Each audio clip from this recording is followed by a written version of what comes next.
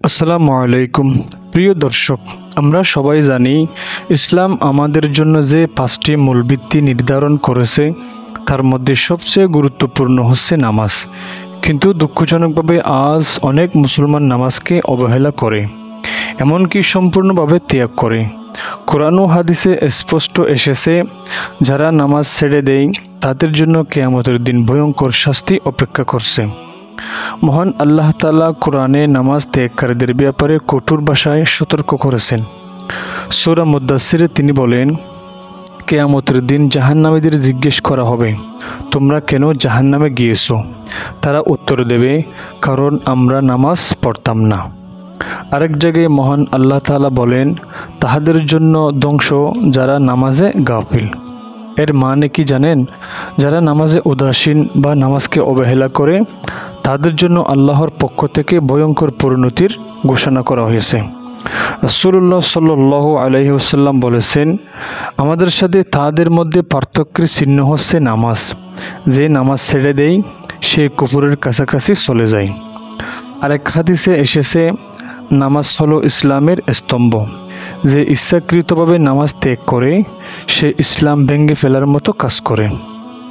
অর্থাৎ যে মুসলমান নামাজ পড়ে না সে যেন নিজের হাতে তার ঈমানকে ধ্বংস করছে। ভাই ও বোনেরা, নামাজ না পড়ার জন্য আখিরাতে কী ভয়ঙ্কর শাস্তি রয়েছে তা হাদিসে স্পষ্ট এসেছে। এক হাদিসে বলা হয়েছে, কিয়ামতের দিনে বান্দার প্রথম হিসাব হবে নামাজ নিয়ে। যদি নামাজ ঠিক থাকে তাহলে সব কিছু ঠিক থাকবে, কিন্তু যদি নামাজ নষ্ট হয় সব আমল নষ্ট হয়ে যাবে। অর্থাৎ নামাজই আমাদের পরকালের চাবিকাঠি। নামাজ ছেড়ে দিলে কবরের আযাব থেকে শুরু করে জাহান্নামের আগুন পর্যন্ত ভয়ঙ্কর শাস্তি ভোগ করতে হবে। হাদিসে এসেছে, যে ব্যক্তি ইচ্ছাকৃতভাবে নামাজ ছেড়ে দেয় আল্লাহ তার রিজিক কেড়ে নেন, মৃত্যুর সময় তার মুখ বিকৃত করেন এবং আখিরাতে তার জন্য জাহান্নামের শাস্তি লেখা হয়।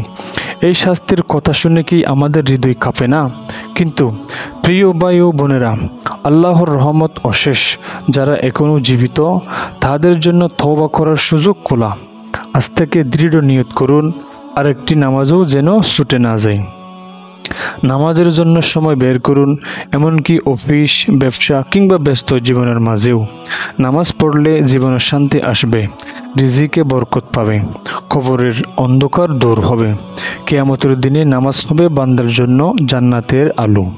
প্রিয় ভাই ও বোনেরা, আজকের ভিডিওর মূল বার্তা একটাই, নামাজ ছাড়া মুক্তি নাই।